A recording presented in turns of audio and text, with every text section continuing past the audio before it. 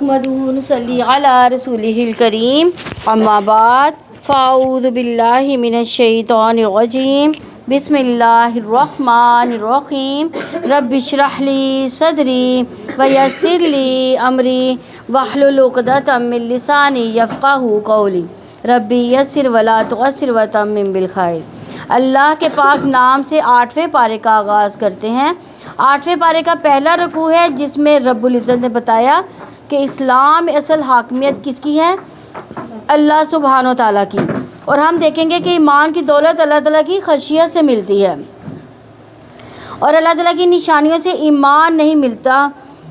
تو جہانوں کے رب کا پیغام ہے وَلَوْ أَنَّنَا نَزَّلْنَا إِلَيْهِمُ الْمَلَائِكَةَ، اور اگر واقعات ہم ان پر فرشتے اتار دیتے اور مردے ان سے باتیں کرتے اور ہم ان کے سامنے ہر چیز جمع کر دیتے تب بھی وہ ایمان نہ لاتے تھے، مگر یہ کہ اللہ تعالیٰ چاہے۔ لیکن ان میں سے اکثر جہالت برتتے ہیں، کیونکہ جہالت انسان کی ہدایت کے راستے میں رکاوٹ بن جاتی ہے، خواہ وہ جذباتی جہالت ہو یا علمی جہالت ہو، کیونکہ علم کا نہ ہونا بھی انسان کے ہدایت کے آگے رکاوٹ ہے۔ اور اسی طرح علم آنے کے بعد اپنی خواہشات کی پیروی بھی انسان کی ہدایت حاصل کرنے میں رکاوٹ بن جاتی ہے۔ اہل مکہ آپ کے مخالفین کا یہی حال تھا۔ اور اسی طرح ہم نے ہر نبی کا انسان شیطانوں اور جن شیطانوں کو دشمن بنا رکھا ہے، جو کہ دھوکہ دینے کے لیے ملمہ کی ہوئی باتیں ایک دوسرے کے دل میں ڈالتے ہیں۔ اور اگر آپ کا رب چاہتا تو وہ ایسا نہ کر سکتے، چنانچہ آپ انہیں چھوڑ دیں اور جو وہ جھوٹ باندھتے ہیں، اور تاکہ جھوٹ کی طرف ان کے دل مائل ہوں جو آخرت پر ایمان نہیں رکھتے، اور تاکہ اسے پسند کریں، اور تاکہ وہ بھی برائیاں کریں جو یہ کرنے والے ہیں۔ یعنی اللہ تعالیٰ رسول اللہ صلی اللہ علیہ وسلم کو تسلی دیتے ہوئے فرما رہی شاید میں کہ جس طرح ہم نے آپ کے دشمن بنا دیے جو آپ کی دعوت کو ٹھکراتے ہیں اور آپ سے حسد کرتے ہیں، تو یہ ہماری سنت ہے کہ ہم ہر نبی کے جس کو ہم مخلوق کی طرف بھیجتے ہیں دشمن مقرر کر دیتے ہیں، اور پھر وہ انہیں ایک دوسرے کو غلط کاموں میں مدد دیتے ہیں اور ایک دوسرے کو چکنی چپڑی باتیں کرتے متاثر کرتے ہیں، اور ایسے طریقے سے بات کرتے ہیں کہ دوسرے لوگ ان سے دھوکہ کھا جائیں اور سیدھے سادے لوگ ان کے آگے سر جھکا لیں، کیونکہ وہ حقیقت کو جانتے نہیں بلکہ خوبصورت الفاظ اور ملمہ سازی ان کو اچھی لگتی ہے، اور وہ باطل کو حق سمجھنے لگتے ہیں۔ جیسے ہمیں بھی کیا اصل دین کا پتہ ہے؟ ہمیں بھی اصل دین کا نہیں پتہ۔ جو ہمیں بتا دیا گیا اور جس کے پیچھے ہم لگ گئے ہم وہی برسوں سے کرتے آ رہے ہیں، اور یہ ملمہ کی ہوئی باتیں ہیں۔ اور یہاں پر خاص طور پر شیاطین جن و انس کی بات کی گئی ہے، جس کے بارے میں قتادہ مجاہد کہتے ہیں کہ جس طرح جنوں میں شیاطین ہیں اس طرح انسانوں میں بھی شیاطین ہیں۔ اسی لیے مالک بن دینار کہتے ہیں میرے اوپر انسانوں کے شیاطین جنوں کے شیاطین سے زیادہ سخت ہیں، اس وجہ سے کہ جب میں تعوذ پڑھتا ہوں تو جنوں کا شیطان مجھ سے دور ہو جاتا ہے، لیکن انسانوں کا شیطان میرے پاس آ کر مجھے علی اعلان نافرمانیوں کی طرف گھسیٹ لیتا ہے۔ مثلا انسانوں کا شیطان جیسے ابو جہل تھا، تو اس نے کیا کیا تھا؟ جب ابو طالب آخری وقت میں تھے تو نبی صلی اللہ علیہ وسلم ان کو کلمہ پڑھانا چاہتے تھے، تو ابو جہل نے کیا کیا تھا؟ ان کو کلمہ نہیں پڑھنے دیا تھا۔ تو اس میں حقیقت یہ ہے کہ آخرت پر یقین کا کمزور ہونا انسان کے لیے گمراہی کا باعث بنتا ہے، کیونکہ جب انسان آخرت کو بھول جاتا ہے تو پھر دنیا کی اٹریکشن اس کو اپنے اندر کھینچ لیتی ہے۔ وہ دنیا کی باتوں، دنیا کے لوگوں کی خوبصورت تعویلات جو انہوں نے دین کے بارے میں، آخرت کے بارے میں کر رکھی ہوتی ہیں، ان میں گر جاتا ہے۔ اس لیے کیونکہ انسان بہرحال اپنی خواہشات کے آگے کمزور پڑ جاتا ہے، کیونکہ ایک طرف دین اور دلیل ہوتی ہے اور دوسری طرف خواہش نفس بھی ہوتی ہے، اور جب انسان کے اپنا اندر بھی کمزور ہو، ایمان اور یقین بھی کمزور ہو، پھر ساتھی اور مجلس اور صحبت بھی ایسی ہو تو پھر ہدایت کا راستہ جو ہے وہ گم ہو جاتا ہے، اور ہدایت پر چلنا پھر بہت مشکل ہو جاتا ہے۔ تو کیا میں اللہ تعالیٰ کے سوا کسی اور کو منصب تلاش کروں، حالانکہ اس نے تمہاری طرف جانب یہ کتاب مفصل نازل کی ہے، اور جن لوگوں کو ہم نے کتاب دی وہ جانتے ہیں یقیناً وہ آپ کے رب کی طرف سے برحق نازل کی گئی ہے، لہٰذا آپ شک کرنے والوں میں سے نہ ہو۔ تو اس آیت سے پتہ چلتا ہے کہ اللہ تعالیٰ نے اپنا وعدہ پورا کر دیا، ہماری ہدایت کے لیے تفصیل سے سب کچھ اس کتاب میں بھیج دیا۔ ہمیں یہ نہیں کرنا چاہیے کہ اس کتاب کے علاوہ کسی اور سے ہدایت حاصل کریں، بلکہ کیا کرنا چاہیے؟ اسی کتاب سے ہدایت حاصل کرنی ہے اور لوگوں کے جھوٹے پروپیگنڈے کا شکار نہیں ہونا۔ ہدایت اسی کتاب کے ذریعے ملے گی، کیونکہ رب ہی یہ اختیار رکھتا ہے کہ وہ حق و باطل کے ساتھ فیصلہ کر دے الگ الگ۔ اور آپ کے رب کی بات سچائی اور انصاف میں مکمل ہے، کوئی اس کی بات بدلنے والا نہیں ہے، وہی سب کچھ سننے والا، سب کچھ جاننے والا ہے۔ اور اگر آپ اکثریت کی اطاعت کریں جو زمین میں بستے ہیں، تو وہ آپ کی اللہ تعالیٰ کے راستے سے آپ کو بھٹکا دیں گے۔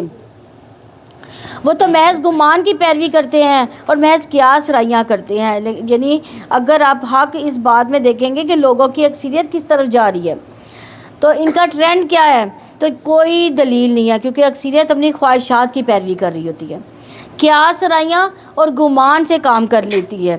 تو ہم بھی اگر ان کے پیچھے چلیں گے تو کیا ہوگا؟ ہم بھی بھٹک جائیں گے۔ اس لیے فرمایا کیونکہ لوگ خود بہکے ہوئے ہیں، اس لیے وہ آپ کو بھی بہکا دیں گے۔ ان کے پاس چند خوبصورت خیالات کے سوا کچھ نہیں ہے، کیونکہ حقیقت کا علم کس کے پاس ہے؟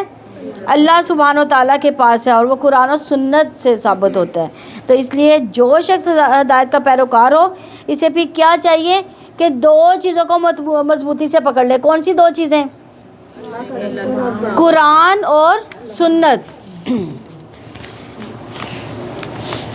یقیناً آپ کا رب بھی خوب جاننے والا ہے جو اس کے راستے سے بھٹکتا ہے، اور وہ ہدایت یافتہ کو بھی خوب جاننے والا ہے، چونکہ ہدایت کا معیار قرآن و سنت ہے اور واپسی بھی اللہ سبحانہ تعالیٰ کی طرف ہے۔ تو وہی فیصلہ کرے گا کہ کون سیدھے راستے پر چل کر صحیح منزل پر پہنچا اور کون بھٹک گیا۔ چنانچہ اس میں سے کھاؤ جس پر اللہ تعالیٰ کا نام ذکر کیا گیا ہو، اگر تم ان کی آیات پر ایمان رکھنے والے ہو۔ یعنی آپ کے دشمن اہل مکہ اس بات پر اعتراض کرتے تھے کہ آپ کیسے لوگ ہوں کہ جس کو اللہ تعالیٰ مار دیتا ہے وہ تو حرام ہے، لیکن جس کو خود آپ مارتے ہیں تو وہ حلال ہے، کیونکہ یہ صرف اس کی سوچ کا انداز تھا ان کا۔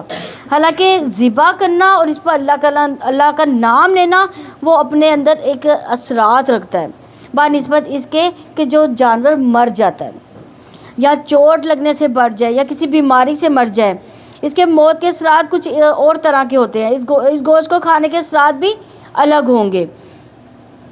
لیکن انہوں نے اپنی اس بات کو بڑا خوبصورت بنا دیا، اور بظاہر دیکھنے میں یہ بات بہت متاثر کن لگتی تھی کہ واقعی جس کو اللہ مارتا ہے وہ اس بات کا زیادہ حقدار ہے کہ اس کو کھایا جائے، بنسبت اس کے کہ جس کو انسان ذبح کر دے۔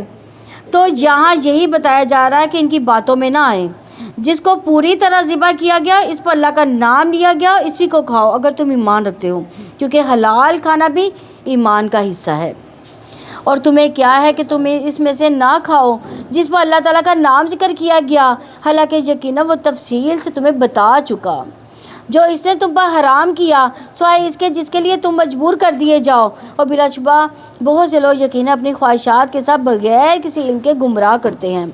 یقیناً آپ کا رب حد سے گزرنے والوں کو زیادہ جاننے والا ہے۔ بہت سے لوگ ایسے ہیں جو بغیر علم کے محض خواہشات کے پیچھے لگ کر دوسروں کو بھی بہکاتے ہیں۔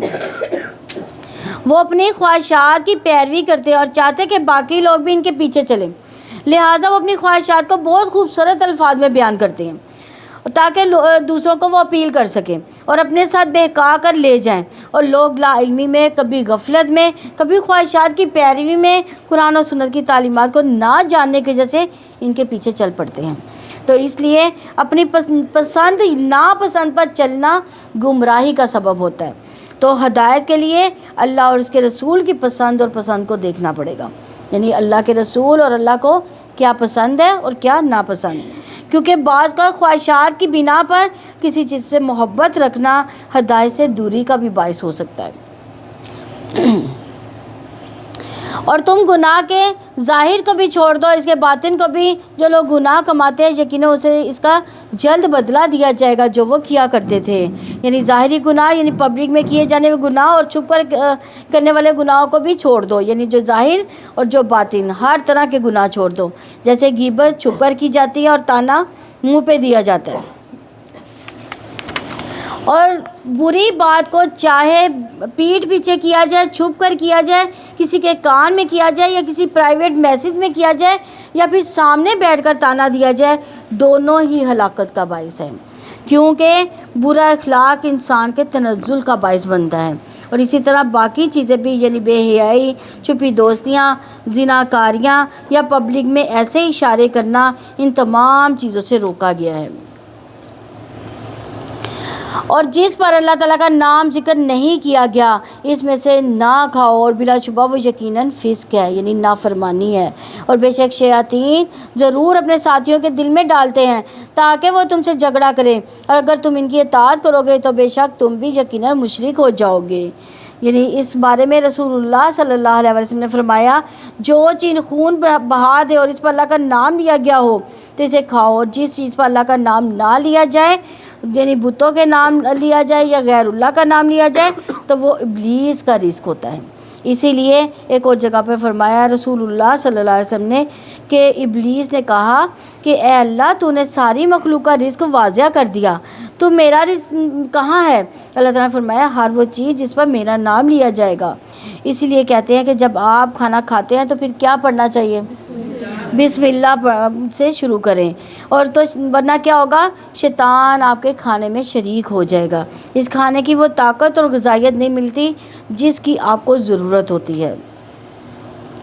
اور کیا وہ شخص جو مردہ تھا پھر اس نے اسے زندہ کیا اور ہم نے اس کے لیے ایک روشنی بنا دی جس کے ساتھ وہ لوگوں میں چلتا ہے، اس شخص کی طرح ہو سکتا ہے جو اندھیروں میں ہے اور اسے نکلنے والا نہیں؟ اسی طرح کافروں کے لیے خوشنما بنا دی گئی جو وہ عمل کرتے تھے۔ یعنی یہاں مردہ سے مراد کون لوگ ہیں؟ جو علم نہیں رکھتے، جو جاہل ہیں، اپنے رب کو نہیں پہچانتے، نہ اپنے رسول کی اطاعت کرتے ہیں، اپنے دین کو اور آخرت کو بھول گئے ہیں۔ اور زندہ سے مراد جس کو ایمان دیا گیا، علم دیا گیا، اسے شعور بخشا گیا، اسے دین کی سمجھ عطا کی گئی اور اسے روشنی عطا کی گئی جس کی وجہ سے وہ لوگوں میں زندگی بسر کرتا ہے۔ یہاں دیکھا جائے گا کہ مسلمان اپنے باطن، اپنے ظاہر دونوں سے پہچانا جاتا ہے، یعنی ایمان اس کے قلب کو روشنی بخشتا ہے اور پھر اس کا عمل صالح اس کے ظاہر کو روشنی بخشتا ہے۔ تو اصل بات یہ کہ انسان کی کامیابی دنیا کی ترقی کے ساتھ اسی وقت ہے جب وہ اپنے دینے والے کو پہچان جائے اور جس کے پاس واپس جانا ہے اس کو راضی کر لے۔ اور اسی طرح ہم نے اس بستی میں اس کے بڑوں کو مجرم بنا دیا ہے تاکہ وہ اس کے مکر و فریب کریں، اور جو مکر و فریب وہ کرتے ہیں اپنے ساتھ ہی کرتے ہیں اور وہ شعور نہیں رکھتے، اور جب ان کے پاس کوئی نشانی آتی ہے تو وہ کہتے ہیں ہم ہرگز نہیں مانیں گے، یہاں تک کہ ہمیں بھی اس جیسا کر دیا جائے جو اللہ تعالیٰ کے رسولوں کو دیا گیا، یعنی اس جیسا دیا جائے جیسے رسولوں کو دیا گیا۔ رسولوں کو کیا دیا گیا تھا؟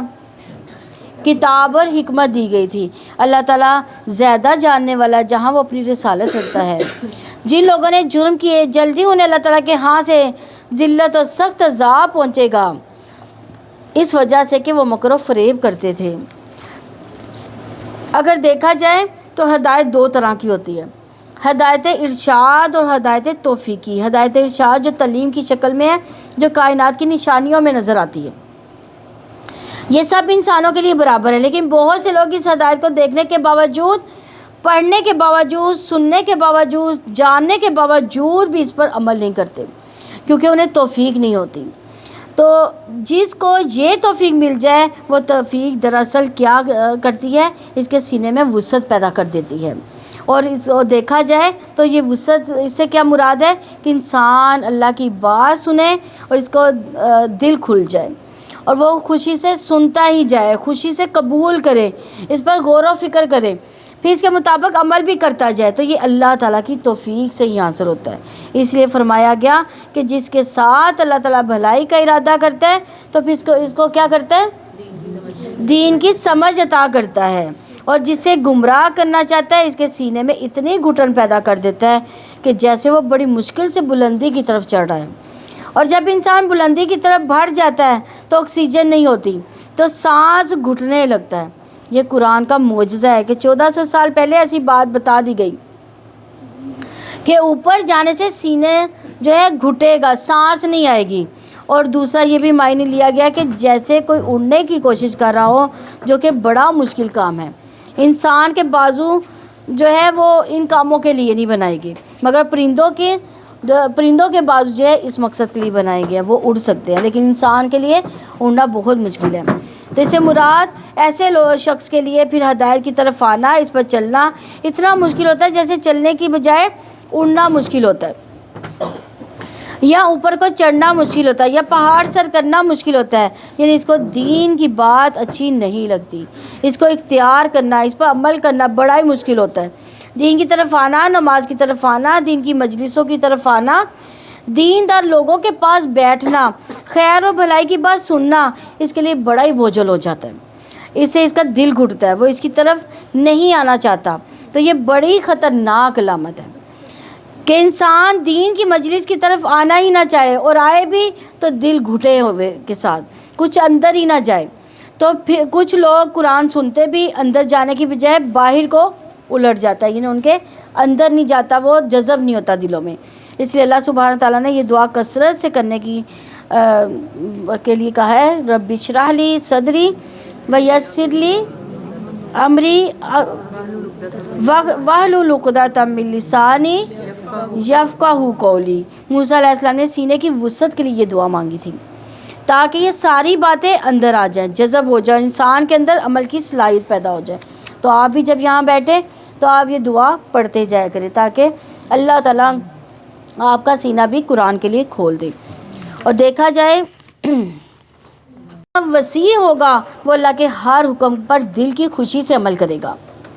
نماز اس کی آنکھوں کی ٹھنڈک ہوگی، نہ کہ منافقوں کی طرح بہت بڑی مصیبت، اور وہ اسلام کے ہر حکم کے لیے اپنا سینہ بہت وسیع پائے گا۔ تو جو ایمان رکھتا ہے اس کو اللہ تعالیٰ کی باتوں کی سینس اور حکمت بھی سمجھ آنے لگے گی، اور وہ اس پر خوش ہو جاتا ہے کہ اللہ نے میرے لیے ایک رستہ کھول دیا۔ تو اگر منافقت ہو اندر تو تو دین کی پھر سمجھ نہیں آتی، اور ہر حکم پر اعتراض ہونے لگتا ہے کہ یہ حکم کیوں دیا گیا اور وہ کیوں کہا گیا، یہ حکم بڑا مشکل ہے۔ نہیں، ایمان والوں کے لیے اللہ کا کوئی بھی حکم جو ہے وہ مشکل نہیں ہوتا۔ یسلموا تسلیما، یعنی وہ پوری طرح سر تسلیم خم کر دیتے ہیں، اور یہ آپ کے رب کا سیدھا راستہ ہے۔ یقیناً ہم نے اپنی آیات تفصیل سے ان لوگوں کے لیے بیان کر دی جو نصیحت قبول کرتے ہیں۔ یعنی اس آیت میں یہ سے پتہ چلتا ہے کہ اسلام اور حق کا راستہ ہی سیدھا راستہ ہے۔ عبداللہ بن مسعود رضی اللہ عنہ کہتے ہیں کہ ایک مرتبہ رسول اللہ صلی اللہ علیہ وسلم نے ہمارے سامنے ایک لکیر کھینچی اور فرمایا کہ یہ راستہ اللہ کا راستہ ہے۔ پھر اس کے دائیں بائیں اور مختلف لکیریں کھینچی اور فرمایا یہ مختلف راستے ہیں۔ یزید کہتے ہیں کہ جن میں سے ہر راستے پر شیطان بیٹھا ہوا ہے، ان راستوں پر چلنے کی دعوت دیتا ہے۔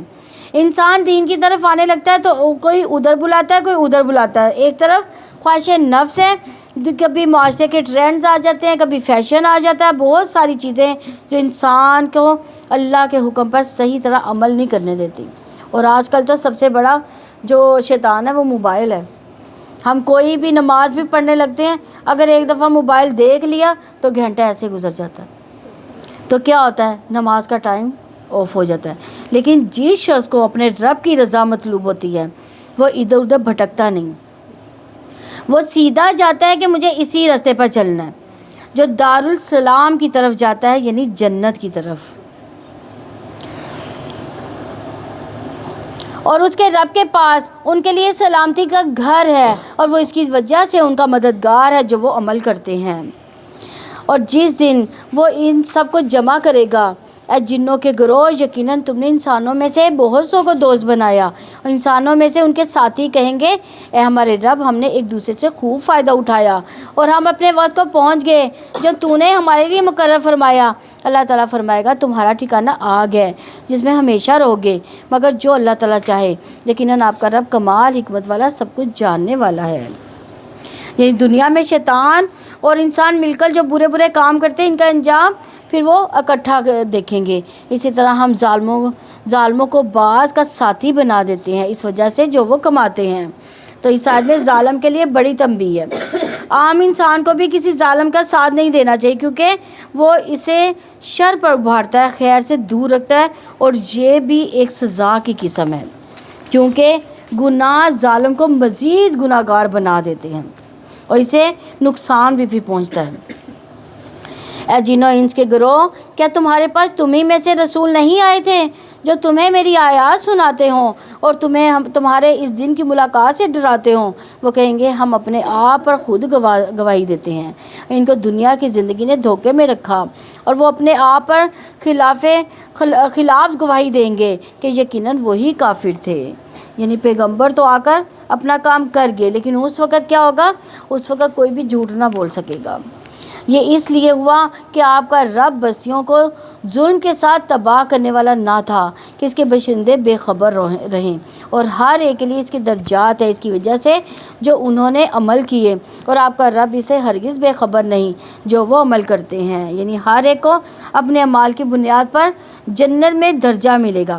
تو جن جنت میں جائیں گے ان کے بھی درجات ہوں گے، جو انسان جنت میں جائیں گے ان کے بھی درجات ہوں گے، کیونکہ ایک روایت میں آتا ہے کہ جنت کے 100 درجے ہیں، اور ایک درجے اور دوسرے درجے کے درمیان اتنا ہی فاصلہ ہے جتنا کہ آسمان اور زمین کا۔ اگر سوچا جائے تو وہ آخری درجہ کہاں پہ ہوگا؟ بعض روایات کے مطابق جتنی قرآن کی آیات ہیں اتنے ہی درجے ہیں، ایک ایک آیت سیکھنے پر جنتی کا درجہ اوپر چلا جائے گا۔ تو اس سے مراد صرف حفظ کرنا ہی نہیں ہے، کیونکہ اس آیت میں مما عملو کا لفظ آیا، یعنی اس میں وہ جس پر عمل کیا جائے، یعنی جو قرآن انہوں نے سینوں میں محفوظ کیا وہ ان کے عمل کا حصہ بنتا گیا، اس کے مطابق کام کرتے گئے، وہ اس عمل کی وجہ سے درجے بلند ہوتے چلے گئے ان کے۔ یہ اس لیے ہوا کہ آپ کا رب بستیوں کو ظلم کے ساتھ تباہ کرنے والا نہ تھا، اس کے باشندے بے خبر ہوں، اور ہر ایک کے لیے اس کے درجات ہیں اس وجہ سے کہ انہوں نے عمل کیے، اور آپ کا رب اسے ہرگز بے خبر نہیں جو وہ عمل کرتے ہیں۔ اور آپ کا رب ہر طرح بے نیاز کمال رحمت والا ہے، اگر وہ چاہے تمہیں لے جائے تمہارے بعد جسے چاہے جانشین بنا دے، جیسا کہ اس نے تمہیں دوسرے لوگوں کی اولاد سے پیدا کیا۔ جس دن کا تم سے وعدہ کیا جا رہا ہے وہ ضرور آنے والا ہے، تم ہرگز عاجز کر دینے والے نہیں ہو۔ آپ کہہ دیں اے میری قوم تم اپنی جگہ عمل کرو، یقیناً میں بھی عمل کرنے والا ہوں، پھر ان قریب تم جان لوگے کہ وہ کون ہے جس کے لیے اس گھر کا انجام اچھا ہے۔ یقیناً ظالم کامیاب نہیں ہوتے۔ اور انہوں نے اللہ تعالیٰ کے لیے اس میں سے جو اس نے پیدا کیا کھیتی اور مویشیوں میں سے ایک حصہ مقرر کیا، بس انہوں نے اپنے خیال کے مطابق کہا یہ اللہ تعالیٰ کا حصہ ہے اور یہ ہمارے شریکوں کا حصہ ہے۔ یعنی وہ اللہ کے نام کا کم دیتے تھے، بتوں کے نام کا زیادہ دیتے تھے۔ چنانچہ جو ان کے شریکوں کے لیے ہے وہ تو اللہ تعالیٰ کو نہیں پہنچتا، اور جو اللہ تعالیٰ کے لیے ہے تو وہ ان کے شریکوں کی طرف پہنچ جاتا ہے۔ برا ہے جو وہ فیصلہ کرتے ہیں۔ تو اس آیت میں انعام کا ذکر کیا گیا۔ اہل عرب نے کس طرح اپنے مویشیوں کے بارے میں غلط عقائد جو ہے اختیار کر رکھے تھے۔ انہوں نے کھیتی مویشیوں کو غیر اللہ کے نام پر وقف کر رکھا تھا، کچھ حصہ فی سبیل اللہ اور کچھ کو بتوں کی نظر کر دیتے تھے۔ اب جو حصہ ان کو شریکوں کا ہوتا وہ اللہ کے حصے میں شامل نہ ہو سکتا تھا، کیونکہ وہ ان کے اور اپنے درمیان تقسیم ہوتا تھا، اور اللہ کے نام پر جو ہوتا تھا وہ غریبوں میں تقسیم ہوتا تھا۔ تو کبھی ایسا ہوتا کہ اللہ کے نام والے حصے میں کبھی کوئی کمی ہوتی تو اس کو پورا کرنے کے لیے اللہ کے نام کا حصہ جو ہے اس میں ڈال دیتے۔ اس طرح بہت سے مشرکوں کے لیے اپنی اولاد کے قتل کو خوشنما بنا دیا گیا، اپنے بچوں کو ہلاک کر دے اور ان پر ان کے دین کو مشتبہ بنا دیا گیا، اور اگر اللہ چاہتا تو وہ ایسا نہ کرتے، لہٰذا انہیں جانے دیجیے اور اس افطراء کو بھی جس میں وہ لگے ہوئے ہیں، یعنی جھوٹی باتیں گھڑ کر اللہ کے نام پر لوگوں سے بیان کرتے ہیں، یا پھر غلط عقائد کو اختیار کر کے اپنے آپ کو درست سمجھنے لگتے ہیں۔ اللہ نے جو چیزیں سب کے لیے حلال کی ہیں انہوں نے حرام کر دی، اور اپنی مرضی سے حلال و حرام کو اپنے ہاتھ میں لے لیا، اور جس کو ہم چاہیں گے دیں گے، اور جب انسان بڑے بڑے گناہ کرتا ہے تو اس کا دل سخت ہو جاتا ہے، اور جو اپنی اولاد کو مار ڈالے، اللہ تعالیٰ کے دیے ہوئے رزق کو اپنی مرضی سے حرام کر دے، پھر وہ اللہ کی ہدایت کو کیسے حاصل کر سکتا ہے؟ جس نے قانون اپنے ہاتھ میں لے لیا ہو یہ کہ میرا بچہ ہے جو چاہوں میں کروں، نہیں، یہ کیا بچے جو ہیں وہ کس کی امانت ہے؟ اللہ تعالیٰ کی امانت ہے، تو اس کو قتل کرنے کا بھی اختیار صرف اللہ تعالیٰ کے ہاتھ میں ہے۔ اس لیے خود ساختہ طریقوں سے اللہ تعالیٰ کو راضی نہیں کیا جا سکتا، کیونکہ اپنے من گھڑت بنائے ہوئے طریقوں کو دین کہنا دین نہیں ہے۔ بعض لوگ جیسے بدعت کرتے ہیں۔ بدعت کیا ہے؟ جو چیز نہ قرآن میں ہے نہ سنت سے ملتی ہے۔ نبی کریم صلی اللہ علیہ وسلم نے نہ صحابہ نے کبھی وہ کام کیے، بلکہ بعد کی جنریشن میں بھی خود بخود انہوں نے اس چیز کو اپنے دین کا حصہ بنا لیا۔ تو ایسی چیزیں سے اللہ راضی نہیں ہو سکتا، کیونکہ اللہ نے اس کام کے کرنے کا مطالبہ ہی نہیں کیا۔ کوئی اپنے اوپر خود سے خود پابندیاں لگا لے اور اس کو دین بنا دے تو یہ دین نہیں، کیونکہ اس سے اللہ کی رضا نہیں، ناراضگی آتی ہے۔ تو اس لیے کسی بھی چیز کو جب آپ دین یعنی ثواب اور عبادت سمجھ کر کریں گے تو پہلے یہ دیکھ لیں کہ کیا یہ اللہ سبحانہ و تعالیٰ نے یا رسول اللہ صلی اللہ علیہ وسلم کی عبادت میں اس کو پالیں۔ اگر وہ اس میں موجود ہو تو کریں، ورنہ اس کو چھوڑ دیں۔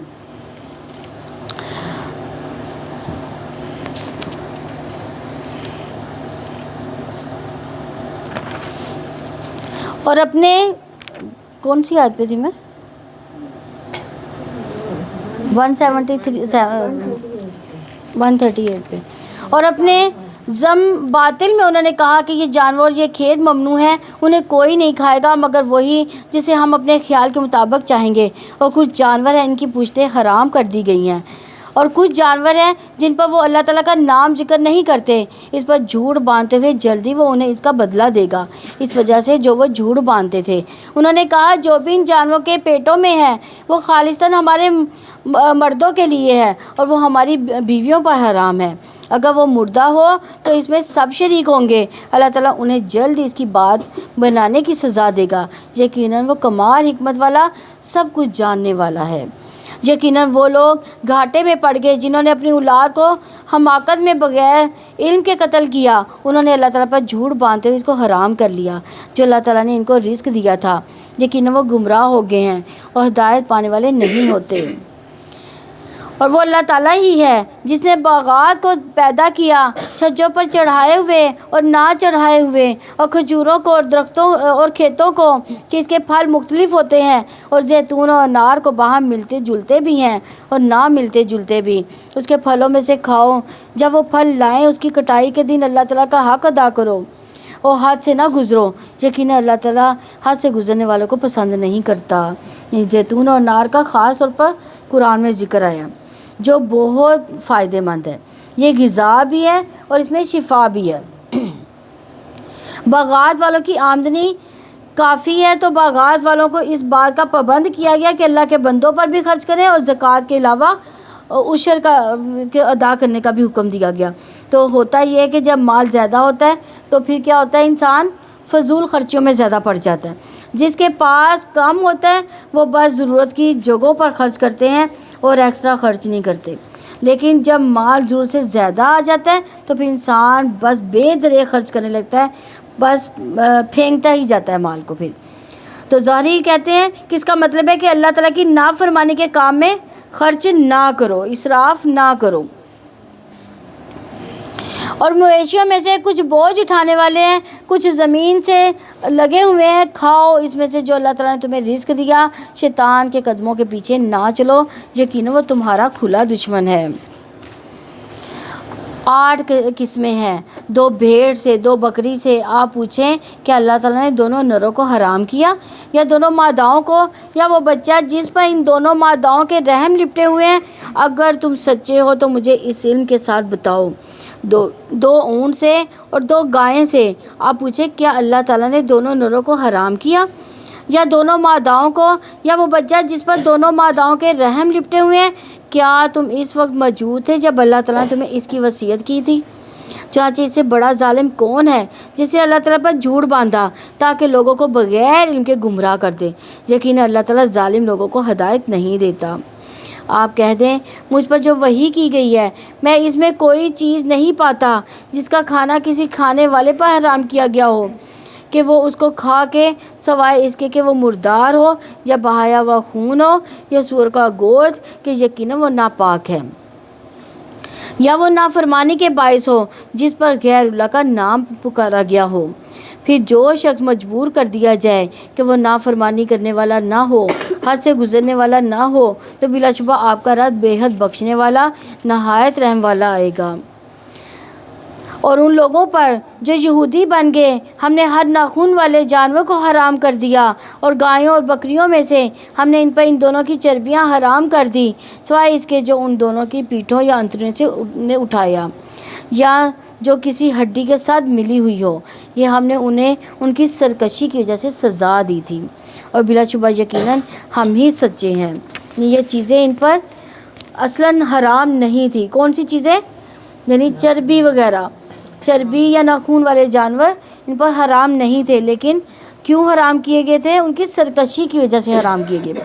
ان آیات میں مسلسل حلال و حرام کی بات ہو رہی ہے، کیونکہ یہ ہمارے دین کا حصہ ہے، اور دین اسلام ایک مکمل دین ہے۔ یہ کھانے پینے کے معاملات میں بھی ہمیں رہنمائی دیتا ہے، انسان کے لیے کیا کھانا فائدہ مند ہے اور کیا نقصان دہ ہے، وہ سب کچھ بتاتا ہے۔ پھر بھی اگر وہ آپ کو جھٹلائیں تو آپ کہہ دیں تمہارا رب وسیع رحمت والا ہے، اس کا عذاب مجرم لوگوں سے نہیں ہٹایا جاتا۔ جن لوگوں نے شرک کیا وہ بہت جلد کہیں گے کہ اگر اللہ تعالیٰ چاہتا نہ تو ہم شرک کرتے، نہ ہی ہمارے باپ دادا، نہ ہم کسی چیز کو حرام کرتے۔ اسی طرح ان لوگوں نے بھی جھٹلایا تھا جو ان سے پہلے تھے، یہاں تک کہ انہوں نے ہمارا عذاب چکھ لیا۔ آپ پوچھیں کیا تمہارے پاس کوئی علم ہے تو تم اسے ہمارے لیے نکال لاؤ، تم گمان کے سوا کسی چیز کی پیروی نہیں کرتے، اور تم محض قیاس رائیاں ہی کرتے ہو۔ یعنی یہ دلیل اور یہ بات اکثر لوگ کرتے ہیں کہ اپنے غلط اعمال کو درست ثابت کرنے کے لیے۔ اللہ چاہتا تو ہم بھی نمازیں پڑھتے، اللہ چاہے گا تو ہم بھی پڑھیں گے، آپ چاہیں یا یعنی جو چاہتا ہے اللہ تعالیٰ اس کو عطا کرتا ہے، لیکن جس کے اپنی نیت اپنا ارادہ نہ ہوگا تو اللہ تعالیٰ اس کو کیسے نیکی کرنے پر سرائے گا۔ یعنی زبردستی تو اللہ تعالیٰ کسی کو نماز پر نہیں لگائے گا، کسی نیکی پر نہیں لگائے گا، جب تک کہ اس کے اپنے دل میں یہ بھلائی موجود نہ ہو۔ اور آپ کہہ دیں کامل دلیل اللہ تعالیٰ ہی کے پاس ہے، چنانچہ اگر وہ چاہتا تو تم سب کو ضرور ہدایت دے دیتا۔ یعنی اللہ تعالیٰ تو زبردستی ان کو دلائل کا قائل کر دیتا، لیکن یہ اللہ تعالیٰ کا طریقہ نہیں ہے۔ یعنی اللہ تعالیٰ نے انسان کو آزادی دے رکھی ہے، چاہے تو وہ اس بات کو تسلیم کرے، چاہے تو نہ کرے، لیکن اس کا حساب جو ہے وہ آخرت میں ہوگا۔ آپ کہہ دیں تو اپنے گواہ لاؤ جو گواہی دیں کہ یقیناً اللہ تعالیٰ ہی نے اس کو حرام کیا، پھر اگر وہ گواہی دے بھی دیں تو آپ ان کے ساتھ گواہی نہ دیں اور نہ ان کی خواہشات کی پیروی کریں، جن لوگوں نے ہماری آیات کو جھٹلایا اور جو آخر پر ایمان نہیں رکھتے، اور وہی دوسروں کو اپنے رب کے برابر قرار دیتے ہیں۔ آپ کہہ دیں آؤ میں پڑھ کر سناتا ہوں جو تمہارے رب نے تم پر حرام کیا، یہ کہ تم اس کے ساتھ کسی چیز کو شریک نہ ٹھہراؤ، اور والدین کے ساتھ نیک سلوک کرو، اپنی اولاد کو مفلسی کے ڈر سے قتل نہ کرو، ہم تمہیں بھی رزق دیتے ہیں اور ان کو بھی دیں گے، اور بے حیائی کے قریب نہ جاؤ، ان میں سے جو ظاہر ہو اور جو پوشیدہ ہو اور جس کو اللہ تعالیٰ نے حرام ٹھہرایا اسے ناحق قتل نہ کرو، اللہ تعالیٰ نے اس کا تمہیں تاکیدی حکم دیا ہے تاکہ تم سمجھو۔ یعنی قرآن پڑھ کر سنانے کا حکم ہے، کیونکہ سن کر بات زیادہ سمجھ میں آتی ہے، اس لیے بھی کہ قرآن مجید اللہ کا کلام ہے، تو کلام کو کلام کی شکل میں ہی بتایا جائے تو بہت زیادہ دل کو لگتی ہے۔ پڑھنے کا بھی فائدہ ہے کہ آپ اکیلے بیٹھ کے تفسیر پڑھیں، سمجھیں، جانیں، لیکن جب آپ سنتے ہیں تو وہ دل پر اثر کرتی ہے۔ اور یتیم کے مال کے قریب بھی نہ جاؤ مگر جو طریقہ سب سے بہتر ہو، یہاں تک کہ وہ اپنی پختگی کو پہنچ جائے، اور ناپ تول کو انصاف کے ساتھ پورا کرو۔ ہم کسی شخص کو تکلیف نہیں دیتے مگر اس کی طاقت کے مطابق، اور جب تم بات کرو تو انصاف کرو، خواہ کوئی رشتہ دار ہو، اللہ تعالیٰ کے عہد کو پورا کرو۔ اللہ تعالیٰ نے ان احکام کا تمہیں تاکیدی حکم دیا تاکہ تم نصیحت قبول کرو۔ یعنی یتیم کے مال کے قریب بھی نہ جاؤ، جیسے کہ بھائی فوت ہو جائے تو اس کی بہت سی پراپرٹی ہوتی ہے، تو ان یتیموں کا حق کھانے کے لیے دوسرے بھائی آ جاتے ہیں، ایسا ہوتا ہے نا، یعنی اس سے منع کیا گیا ہے۔ یعنی یہ نہ ہو کہ یتیموں کے مال پہ قبضہ ہی کر لو، کیونکہ یہ ناانصافی ہے۔ اور بلا شبہ یہی میرا راستہ ہے جو سیدھا ہے، چنانچہ تم اس کی پیروی کرو اور دیگر راستوں کی پیروی نہ کرو کہ وہ تمہیں اللہ تعالیٰ کے راستے سے جدا کر دیں گے۔ یہ ہے جس کا اللہ تعالیٰ نے تمہیں تاکیدی حکم دیا تاکہ تم بچ جاؤ، یعنی لوگوں کو مت دیکھو کہ وہ عمل کرتے ہیں یا نہیں کرتے۔ بعض اوقات ہم یہ دلیل دیتے ہیں کہ سبھی ایسا کر رہے ہیں، تو یہ حجت نہیں، دیکھنا یہ ہے کہ اللہ تعالیٰ نے کس کی اجازت دی اور نبی صلی اللہ علیہ وسلم نے کس کام کو کر کے دکھایا۔ پھر ہم نے موسیٰ کو کتاب دی، ہر اس شخص کے لیے نعمت کی تکمیل کی جو نیکی کی روش اپنائے، اور ہر حکم کی تفصیل تھی اور ہدایت اور رحمت تھی تاکہ وہ اپنے رب کی ملاقات پر ایمان لے آئیں۔ اور یہ ایک بابرکت کتاب جس کو ہم نے نازل کیا چاہے تم اس کی پیروی کرو، اللہ تعالیٰ سے ڈر جاؤ تاکہ تم پر رحمت کی جائے۔ یعنی اللہ تعالیٰ کی رحمت کس پر ہوگی؟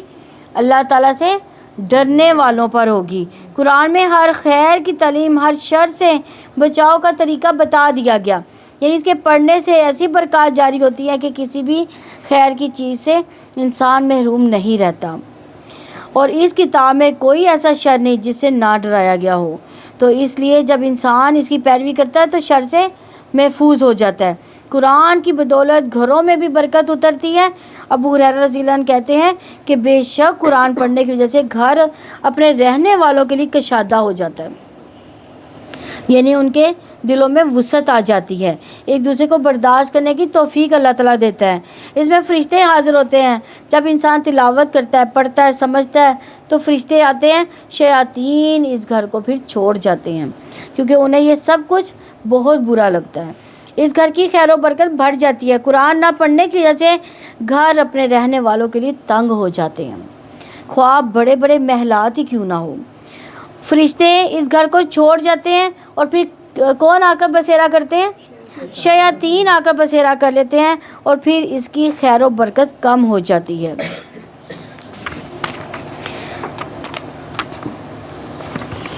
تو اکیلے بیٹھ کر یا مل کر یا گھر والے مجلس بلا لیں تو اس سے بھی گھروں میں کیا ہوتا ہے؟ خیر و برکت ہوتی ہے۔ اگر اس میں قرآن پڑھا جائے تو گھر والوں کو، ہمسایوں کو، آس پاس والوں کو، دوستوں کو چاہے مل کر کھانا بھی کھلا دیں لیکن کچھ قرآن کا حصہ بھی سنائیں، پڑھ کر سمجھے، اس پر غور و فکر کریں۔ یہ نہیں کہ پڑھتے جا رہے ہیں لیکن سمجھ کچھ نہیں۔ بعض کا عورتیں ہوتی ہیں لیکن ان میں سے صرف کپڑوں، کھانوں کی باتیں ہوتی ہیں، ادھر ادھر کی چیزیں، معلومات، بزنس کے طریقے وغیرہ شیئر ہوتے ہیں لیکن آخرت کے بزنس کی بات نہیں ہوتی۔ اسی لیے پھر کیا ہوتا ہے؟ اس میں وہاں سے برکت ہی اٹھ جاتی ہے۔ اللہ کی رحمت اور برکت سمیٹنے کے لیے گھروں کے اندر قرآن کے پڑھنے پڑھانے کے سلسلے جاری رکھنے چاہیے، ہفتہ میں ایک دفعہ یا مہینے میں ایک دفعہ یا سال میں ایک دفعہ۔ ذاتی طور پر روزانہ مطالعہ کا حصہ ہونا چاہیے لیکن اکٹھے بیٹھ کر بھی کچھ غور و فکر ہونا چاہیے، کیونکہ جس مجلس میں اکٹھے بیٹھ کر ذکر کیا جاتا ہے تو اسے کیا کرتے ہیں؟ فرشتے ڈھانپ لیتے ہیں اس مجلس کو۔ کہیں تم یہ کہو کہ کتاب تو ہم سے پہلے ہی کے 2 گروہوں پر نازل کی گئی تھی اور ہم ان کی کتابوں کے پڑھنے پڑھانے سے یقیناً غافل تھے، یا تم کہو کہ اگر ہم پر بھی کتاب اتاری جاتی تو ہم یقیناً ان سے زیادہ ہدایت یافتہ ہوتے، تو بلا شبہ یقیناً تمہارے پاس تمہارے رب کی طرف سے ایک روشن دلیل اور ہدایت اور رحمت آ چکی۔ پھر اس سے بڑا ظالم کون ہے جس نے اللہ تعالیٰ کی آیات کو جھٹلایا، ان سے کنارہ کشی اختیار کی؟ ہم انہیں جلد ہی بہت برے عذاب کی سزا دیں گے جو ہماری آیات سے کنارہ کشی اختیار کرتے ہیں، اس کے بدلے جو وہ کنارہ کشی اختیار کرتے تھے۔ وہ انتظار نہیں کر رہے مگر یہ کہ اس کے پاس فرشتے آ جائیں، یا آپ کا رب آ جائے، یا آپ کے رب کی بعض نشانیاں آ جائیں۔ جس دن آپ کے رب کی بعض نشانیاں آ جائیں گی کسی ایسے شخص کا ایمان اسے فائدہ نہ دے گا، کیونکہ نشانیاں تو اسی وقت تک غائب ہیں جب تک انسان کا امتحان ہے، اور جب نشانیاں آ گئی تو امتحان ختم۔ تو جو پہلے ہی سے ایمان نہ رکھتا تھا یا اس نے اپنے ایمان میں کوئی نیکی نہ کمائی تھی، آپ کہہ دیں تم بھی انتظار کرو، بلا شبہ ہم بھی انتظار کرنے والے ہیں۔ یقیناً جن لوگوں نے اپنے دین کو ٹکڑے ٹکڑے کر ڈالا اور گروہ بن گئے، ان سے آپ کا کوئی تعلق نہیں، یقیناً ان کا معاملہ اللہ تعالیٰ ہی کے حوالے ہے، پھر وہی ان کو بتائے گا جو وہ کیا کرتے تھے۔ جو نیکی لائے گا اس کے لیے جیسا 10 گنا ہوگا، جو برائی لائے گا تو اس کے لیے برابر ہی بدلہ دیا جائے گا اور اس پر ظلم نہیں کیا جائے گا. یعنی ایک نیکی 10 کے ساتھ ملٹیپلائی ہوگی، ایک برائی ایک کے ساتھ ہی ملٹیپلائی ہوگی. یہ اللہ کا بندوں پر بہت بڑا احسان ہے. اور اس احسان کی مزید تفصیل جو حدیث سے پتہ چلتی ہے، ابن عباس رضی اللہ عنہ کہتے ہیں کہ رسول اللہ صلی اللہ علیہ وسلم اپنے رب تبارک تعالیٰ سے روایت بیان کرتے ہیں اور فرماتے ہیں کہ بے شک اللہ تعالیٰ نے نیکیاں اور برائیاں لکھی، پھر ان کو بیان کر دیا. پھر جس نے نیکی کا ارادہ کیا، نیکی کر لی لیکن عمل نہ کر سکا، یعنی نیت اس کی ہو گئی لیکن عمل نہ کیا، تو اس کے لیے اللہ کے پاس ایک مکمل نیکی لکھ دی گئی. یعنی اس نے صرف نیت کی تھی، عمل ابھی نہیں ہوا تھا. اور اگر اس نے ارادہ کرنے کے بعد عمل بھی کر لیا تو اللہ تعالیٰ نے اس کے لیے اپنے پاس 10 نیکیوں سے لے کے 700 تک اس کے لیے لکھا. یعنی اس کی نیت جتنی خالص ہوگی اتنا ہی اس کو اجر ملے گا. یعنی 10 نیکیوں سے لے کر 700 گنا تک لکھا جائے گا. اور جس نے کسی ایک برائی کا ارادہ کیا پھر اس پر عمل نہیں کیا تو کیا ہوگا؟ پھر بھی نیکی ہی لکھی جائے گی. تو اللہ تعالیٰ نے اس کے لیے اپنے پاس ایک مکمل نیکی لکھ دی. اگر اسے ارادہ کرنے کے بعد عمل بھی کر لیا تو پھر کیا ہوگا؟ ایک ہی برائی لکھی جائے گی. تو سوچئے کہ اگر اس تناسب کے ساتھ بھی کسی کی برائیاں نیکیوں سے اوپر ہو جائیں تو پھر اس کا انجام کیا ہونا چاہیے؟ اللہ نے تو ہم کو نیکیاں کمانے کے کھلے موقع عطا کیے ہیں اور ایک ایک نیکی کا پہاڑ بنا دیا. تو پھر بھی اگر کسی کی نیکیاں کم ہیں اور برائیاں ہی اس نے زیادہ کی ہیں تو واقعی وہ برا ہی شخص ہوگا. آپ کہہ دیں میرے رب نے مجھے سیدھی راہ دکھائی کہ وہ ایک مضبوط دین ہے، ملت ابراہیم ہے جو ایک ہی طرف سے تھے، مشرکوں میں سے نہ تھے. آپ کہہ دیں بے شک میری نماز، میری قربانی، میرا جینا، میرا مرنا اللہ تعالیٰ کے لیے جو جہانوں کا رب ہے. یعنی اللہ ہم سے ہر کام میں اخلاص مانگتا ہے.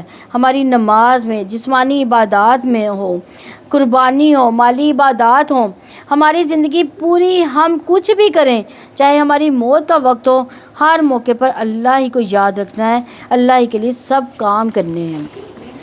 تو نیک اعمال پر مبنی زندگی ہو اور ایمان پر خاتمہ ہو، اس کی دعا، اس کی تمنا رکھنی چاہیے تاکہ زندگی میں بھی اچھے اچھے کام کرو اور موت کے وقت بھی اللہ تعالیٰ کو راضی کر کے جاؤ.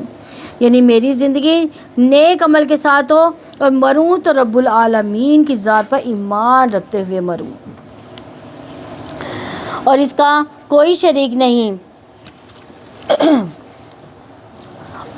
اس کا کوئی شریک نہیں. اور مجھے اسی کا حکم دیا گیا کہ میں سب سے پہلا فرما بردار ہوں.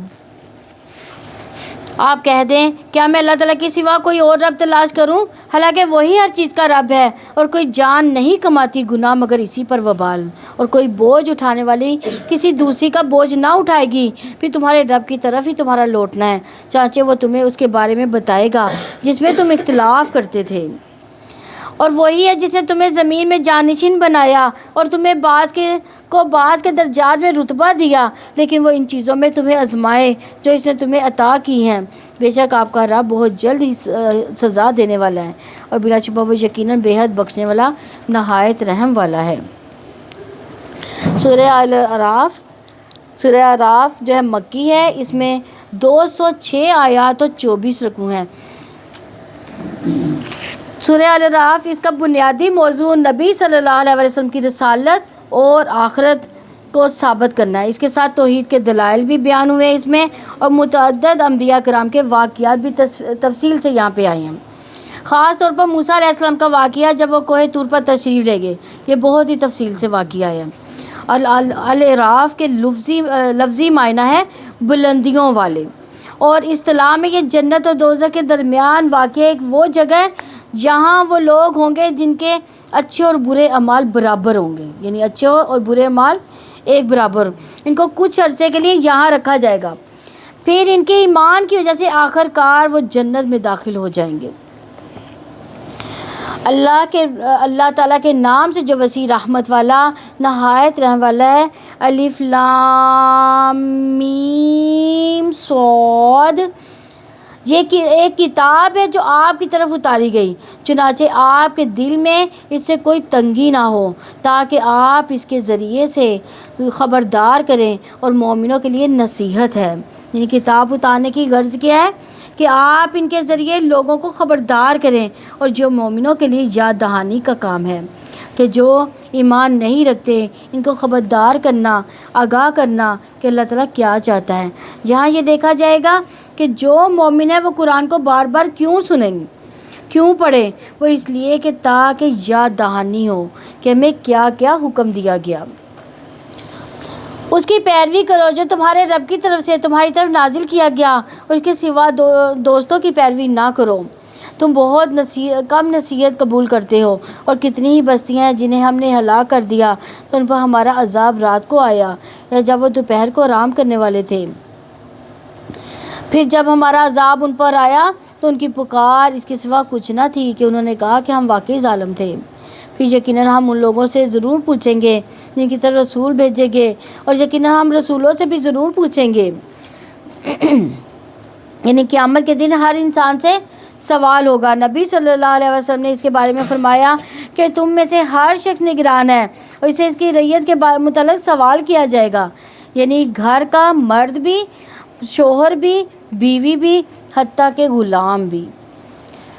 اور پھر ہم ان کے سامنے پورے علم کے ساتھ ضرور بیان کریں گے، اور ہم کہیں غائب نہ تھے کہ اس دن وزن برحق ہے۔ پھر جس کے پلڑے بھاری ہوں گے تو وہی لوگ کامیاب ہونے والے ہیں۔ اس سے پتہ چلتا ہے کہ میزان برحق ہے، اس لیے قیامت کے دن اعمال تولے جائیں گے، اور بعض روایات میں آتا ہے کہ انسان تولے جائیں گے، اور بعض میں کہ اعمال نامے تولے جائیں گے، اور بعض میں اعمال شکل اختیار کر جائیں گے، یعنی وہ جسم بن جائیں گے۔ میزان اتنا بڑا جس میں زمین و آسمان رکھے جا سکیں گے۔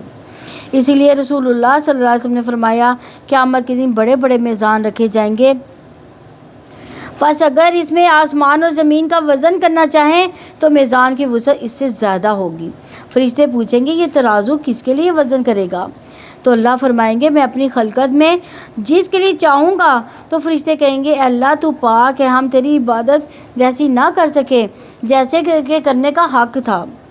یعنی اگر آپ پہاڑوں جتنی نیکیاں بھی کر کے آئیں تو ان کو بھی تولا جا سکے گا، مگر نہ جانے ہماری نیکیوں کا کیا وزن ہو۔ اور جس کے پلڑے ہلکے ہوں گے تو وہی ہوں گے جنہوں نے خود کو نقصان میں ڈالا تھا، اس وجہ سے کہ وہ ہماری آیات کے ساتھ ظلم کیا کرتے تھے۔ اور بلا شبہ یقیناً ہم نے تمہیں زمین میں جگہ دی ہے، تمہارے لیے اس میں سامان زندگی بنا دیا، تم بہت کم شکر ادا کرتے ہو۔ یعنی اللہ تعالیٰ نے انسان کو نعمتیں دی، انسان نعمتوں کا استعمال کرتا جاتا ہے، اور افسوس یہ ہے کہ جتنی نعمتیں زیادہ ہوتی ہیں اتنی ہی اس کی غفلت بڑھتی چلی جاتی ہے۔ اور بلا شبہ یقیناً ہم ہی نے تمہیں پیدا کیا، پھر ہم نے تمہاری صورت بنائی، پھر ہم نے فرشتوں سے کہا کہ آدم کو سجدہ کرو تو سوائے ابلیس کے ان سب نے سجدہ کیا، وہ سجدہ کرنے والوں میں سے نہ تھا۔ تکبر کرنے والے اپنے آپ کو بڑا نہیں سمجھتے، بلکہ بڑا وہ ہوتا ہے جو اللہ کی نگاہ میں بڑا ہوتا ہے۔ ابلیس کو قیامت تک زندگی ہی زندگی ملی ہوئی تھی۔ اللہ تعالیٰ نے پوچھا تجھے کس چیز نے روکا کہ تو سجدہ نہ کر سکا؟ کس سے اللہ تعالیٰ پوچھ رہے ہیں؟ ابلیس سے، کہ جب کہ میں نے تجھے حکم دیا تھا۔ یعنی اللہ تعالیٰ نے ابلیس سے پوچھا، اس نے کہا میں اس سے بہتر ہوں۔ کس سے بہتر تھا وہ؟ ہاں، انسان سے۔ آپ نے مجھے آگ سے پیدا کیا، یعنی وہ کس وجہ سے بہتر اپنے آپ کو کہتا تھا کہ آپ نے مجھے آگ سے پیدا کیا، اسے مٹی سے پیدا کیا۔ اللہ تعالیٰ نے فرمایا اتر جاؤ، اس سے کہ تمہارے لیے یہ نہیں ہوگا کہ تم اس میں تکبر کرو، سو نکل جاؤ، یقیناً تو واقعی ذلیل ہونے والوں میں سے ہے۔ ابلیس نے کہا مجھے اس دن تک مہلت دے جب وہ اٹھائے جائیں گے۔ اللہ تعالیٰ نے فرمایا یقیناً تو مہلت دیے جانے والوں میں سے ہے۔ یعنی اس آیت سے یہ پتہ چلتا ہے کہ ابلیس کی دعا قبول کی گئی۔ اگر دیکھا جائے تو اس کی دعا قبول ہو سکتی ہے تو کیا وہ کتنا گناہ گار تھا، اللہ کے حکم کا نافرمان تھا، تو کیا اس کی اگر دعا اللہ تعالیٰ قبول کر سکتا ہے تو کیا ہماری دعائیں قبول نہیں ہوگی؟ انشاءاللہ ضرور ہوں گی۔ ابلیس نے کہا پھر اس وجہ سے کہ آپ نے مجھے گمراہ کیا، یقیناً میں ان کے لیے آپ کے سیدھے راستے سے ضرور بیٹھوں گا۔ یعنی اسے پتہ چلتا کہ اس کے ہر راستے پر شیطان بیٹھا ہوا ہے، یعنی ہمارے ہر راستے پر شیطان بیٹھا ہے۔ جب کوئی شخص مسلمان ہونے لگتا ہے تو اسے کہتا ہے کہ کیا تم اپنے آباء و اجداد کے دین کو چھوڑ دو گے؟ لیکن اگر ابن آدم اس کی بات نہیں مانتا، اسلام قبول کر لیتا ہے، پھر وہ ہجرت کے راستے پر بیٹھ جاتا ہے۔ تو کہتا ہے تم اپنے آبائی علاقے کو چھوڑ دو گے، لیکن وہ اس کی بات نہیں مانتا، ہجرت کر جاتا ہے، پھر وہ جہاد کے راستے میں بیٹھ جاتا ہے۔ تو پھر وہ پوچھتا ہے کہ تم جہاد کرنے جا رہے ہو، یہ تو نفس اور مال کے بارے میں مشقت میں پڑھنا ہے، تم لڑو گے تو قتل ہو جاؤ گے، تمہاری بیوی سے کوئی اور نکاح کر لے گا اور تمہارا مال جو ہے تقسیم ہو جائے گا۔ لیکن وہ اس کی بات نہیں مانتا، جہاد بھی کرتا ہے۔ تو رسول اللہ صلی اللہ علیہ وسلم نے فرمایا جس نے شیطان کے ساتھ ایسا کیا تو اللہ عز و جل پر حق ہے کہ اسے جنت میں داخل کرے، اور جو قتل کیا گیا تو اللہ عز و جل پر حق ہے کہ وہ اسے جنت میں داخل کرے۔ ان بڑے بڑے اعمال کی مثال دے کر بتایا جا رہا ہے کہ انسان مسلمان ہو بھی جاتا ہے تب بھی ابلیس ہر راستے پر بیٹھتا ہے۔ ہر نیکی کا کام جب آپ کرنے لگتے ہیں تو وہ ضرور دل میں وسوسہ ڈالتا ہے، پھر میں لازماً اس کے آگے سے، اس کے پیچھے سے، اس کے دائیں سے، اس کے بائیں سے ان پر آؤں گا، اور آپ ان میں سے اکثر کو شکر گزار نہ پائیں گے۔ یہ کون کہہ رہا ہے؟ ہاں، ابلیس کہہ رہا ہے، شیطان کہہ رہا ہے کہ میں کیا کروں گا، ہر طرف سے انسان کو گھیروں گا۔ سارے غموں پریشانیوں کی بنیادی وجہ ناشکری ہوگی، اس لیے نعمتیں نظر نہیں آتی، نعمتوں پر خوشی نہیں ملی تو اس پر راضی نہیں، جو ملا اس کو دیکھتے رہیے، یہ نہ ہو کہ وہ بھی ہاتھ سے چلا جائے۔ یعنی ناشکری سے کیا ہوتا ہے، جو ملا ہوتا ہے وہ بھی چلا جاتا ہے۔ تو یہ شیطان کا سب سے بڑا ہتھ کنڈا ہے، اور وہ وار ہے کہ وہ انسانوں کو شکر گزار نہیں بننے دیتا۔ ابلیس دو راستے بھول گیا۔ کون سے دو راستے؟ اوپر کا اور نیچے کا۔ اس کے بارے میں ابن عباس رضی اللہ عنہ کہتے ہیں کہ اس نے یہ نہیں کہا کہ میں اوپر سے بھی آؤں گا، کیونکہ اسے علم ہے کہ اس کے اوپر اللہ ہے، اور ابلیس نے کہا اللہ عز و جل کی قسم میں بنی آدم کو اس وقت تک گمراہ کروں گا جب تک اس کے جسم میں روح ہے۔ اسی طرح شیطان موت کے وقت بھی بہکاتا ہے۔ اسی لیے اللہ عز و جل نے فرمایا کہ مجھے میری عزت و جلال کی قسم جب تک وہ مجھ سے معافی مانگتے رہیں گے میں انہیں معاف کرتا رہوں گا۔ اللہ تعالیٰ سے دعا ہے آخر تک ہمارے ہوش و حواس اس طرح اللہ تعالیٰ قائم رکھے کہ توبہ کر کے لا الہ الا اللہ پڑھ کر اس دنیا سے رخصت ہو، دشمن شیطان کے پھندے سے نکل جائیں، کیونکہ اس وقت بھی بہکاتا ہے کہ تمہیں تمہارا علم کام آ گیا، تم تو بڑے نیک ہو، یعنی وہ ہمیں نیک کہہ کر ہمارے اندر تکبر پیدا کر دیتا ہے، اور تمہیں تو کوئی فکر کی بات ہی نہیں ہے، تم تو نیک ہو چکے ہو۔ تو یہ کبھی بھی نہیں سوچنا کہ میں نیک ہو چکی ہوں یا میں ہدایت یافتہ ہو گئی ہوں۔ اللہ تعالیٰ نے فرمایا نکل جاؤ یہاں سے، مذمت کیا ہوا، دھتکارا ہوا، یقیناً جو بھی ان میں سے تیری پیروی کرے گا تو میں لازماً تم سب سے جہنم بھر دوں گا۔ تو اس سے یہ پتہ چلتا ہے کہ شیطان کا راستہ جہنم کا راستہ ہے، صراط مستقیم جنت کا راستہ ہے۔ آگے فرمایا اے آدم آپ اور آپ کی بیوی دونوں جنت میں رہو، جہاں سے چاہو دونوں کھاؤ، دونوں ہی جنت کے قریب اس درخت کے قریب نہ جاؤ ورنہ تم دونوں ظالموں میں سے ہو جاؤ گے۔ اب اللہ تعالیٰ نے آزمائش کرنی تھی، ان کو ایک لمٹ دے دی۔ پھر شیطان نے ان دونوں کے لیے وسوسہ ڈالا تاکہ وہ ان دونوں کے لیے ظاہر کر دے ان دونوں کی شرمگاہوں سے جو کچھ اسے چھپایا گیا تھا، اور اس نے کہا تمہارے رب نے تم دونوں کو اس درخت سے نہیں روکا مگر اس لیے کہ کہیں تم دونوں فرشتے بن جاؤ یا ہمیشہ رہنے والے میں سے ہو جاؤ۔ یعنی اگر اس آیت میں دیکھا جائے تو لباس انسان کی عزت بھی ہے، زینت بھی ہے، ستر کا باعث بھی ہے، اس کے قابل شرم حصوں کو چھپاتا بھی ہے، اس کو خوبصورت بناتا ہے، گندگی والے مقامات لوگوں سے کی نظروں سے اوجھل رکھتا ہے، تو وہ اس کے لیے نفرت کا باعث ہوتے ہیں۔ اسی طرح آج دنیا میں بھی شیطان انسان کے پیچھے ہوتا ہے اور وہ اس کے لیے برائیوں کو خوشنما بناتا ہے۔ کون سی برائیوں کو خوشنما بناتا ہے؟ کہ یہاں سے تھوڑا سا ہم ننگے ہو جائیں گے تو بہت خوبصورت لگیں گے، ایسے ہوتا ہے نا، ہمارے ٹخنے نظر آئیں گے تو ہم بہت خوبصورت لگیں گے۔ یعنی سب سے پہلے انسان کا کیا ہتھ کنڈا ہے کہ وہ انسان کو ننگا کرتا ہے۔ اور اس نے ان دونوں کے سامنے قسمیں کھائیں۔ کس کے سامنے قسمیں کھا رہا ہے شیطان؟ آدم اور حوا کے سامنے قسمیں کھا رہا ہے. اب وہ چاہتا ہے کہ اللہ تعالیٰ نے ان کو درخت کا پھل کھانے سے روکا ہے, اب میں اس کو کھلا دوں. بلا شبہ میں تم دونوں کے لیے یقیناً خیر خواہوں میں سے ہوں. پھر اس نے دھوکے سے ان دونوں کو نیچے اتار دیا. پھر جب ان دونوں نے درخت کو چکھا تو ان دونوں کی شرمگاہیں ایک دوسرے کے سامنے ظاہر ہو گئیں, اور وہ دونوں اپنے اوپر جنت کے پتوں کو چپکانے لگے. ان دونوں کو ان کے رب نے پکارا, کیا میں نے تم دونوں کو اس درخت سے روکا نہ تھا؟ اور میں نے تم سے کہا نہیں تھا کہ شیطان بلا شبہ تم دونوں کا کھلا دشمن ہے. جیسے آج بھی اللہ تعالیٰ نے ہمیں شیطان سے بتا دیا, شیطان کا تعارف کرا دیا, لیکن اس کے باوجود کیا ہے, ہم اس کے پیچھے لگ جاتے ہیں پھر بھی. تو اس وقت بھی حضرت آدم علیہ السلام اس کے چالوں میں آ گئے. ان دونوں نے کہا, اے ہمارے رب, ہم نے اپنی جانوں پر ظلم کیا, اور اگر آپ نے ہمیں معاف نہ کیا, ہم پر رحم نہ کیا, تو ہم ضرور نقصان اٹھانے والوں میں سے ہو جائیں گے. یہ ہے شیطان اور انسان میں فرق. شیطان نے غلطی کی تھی تو کیا کیا تھا؟ تکبر کیا تھا. تکبر کر کے کہا تھا کہ اللہ تو نے مجھے بھٹکایا ہے. تو انسان نے جب غلطی کی تو کیا کہا؟ معافی مانگ لی. کس طرح کی الفاظ سے معافی مانگی؟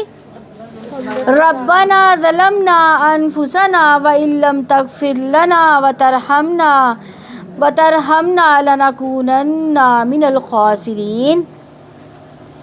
اللہ تعالیٰ نے فرمایا اتر جاؤ, تم ایک دوسرے کے دشمن ہو. یعنی اللہ تعالیٰ نے معاف بھی کر دیا, لیکن اس کے پھر بھی ان کو اتار دیا. کہاں پہ اتارا ان کو؟ زمین پر. اور تمہارے اس زمین میں ایک وقت تک ٹھہرنا, کچھ زمانے زندگی ہے. اللہ تعالیٰ نے فرمایا اسی میں تم جیو گے, اسی میں تم مرو گے, اسی میں سے تم نکالے جاؤ گے. کس میں جیو گے, مرو گے اور زمین میں. ہم اسی پر چلتے پھرتے ہیں, اسی پر سوتے ہیں, اسی پر حال چلاتے ہیں, اسی سے کھاتے ہیں, پھر اسی میں دفن ہو جاتے ہیں. اے اولاد آدم, یقیناً ہم نے تم پر لباس اتارا جو تمہاری شرمگاہوں کو چھپاتا ہے اور زینت ہے, اور تقویٰ کا لباس ہی بہترین ہے. یہ اللہ تعالیٰ کی نشانیوں میں سے ہے کہ لوگ سبق حاصل کریں. یعنی اس آیت میں لباس کے دو مقاصد بتائے گئے ہیں, ایک ستر کو چھپانا اور دوسرا خوبصورت بنانا. لباس اللہ تعالیٰ کی نشانیوں میں سے ایک نشانی ہے. بخاری میں کتاب اللباس خوبصورت باب, اس کو اگر پڑھا جائے تو پوری ہدایات ملتی ہیں کہ ہمیں کس طرح کا لباس پہننا چاہیے اور کتنا ہمارا صدر ہے. اور اگر ہم دیکھیں تو نبی کریم صلی اللہ علیہ وسلم کو سفید لباس پسند تھا, اور بہت قیمتی لباس نہیں پسند کرتے تھے. تو ہمیں کون سا لباس پسند ہے؟ برانڈڈ لباس. ہم تو برانڈڈ لباس پہنتے ہیں. اے اولاد آدم, شیطان تمہیں ہرگز فتنے میں نہ ڈالے جیسا کہ اس نے تمہارے والدین کو جنت سے نکلوا دیا تھا. وہ ان دونوں کے لباس ان سے اترواتا تھا تاکہ وہ ان دونوں کو ایک دوسرے کی شرمگاہیں دکھا دے. یقیناً وہ اور اس کے ساتھی تمہیں ایسی جگہ سے دیکھتے ہیں جہاں سے تم انہیں نہیں دیکھتے. یقیناً ہم نے شیطانوں کو ان لوگوں کے لیے دوست بنا دیا جو ایمان نہیں لاتے. ان دنیا میں شیطان کا انسان پر قابو پانے کا ایک بہت ہی اچھا طریقہ کیا ہے کہ ان کو ننگا کر دیتا ہے.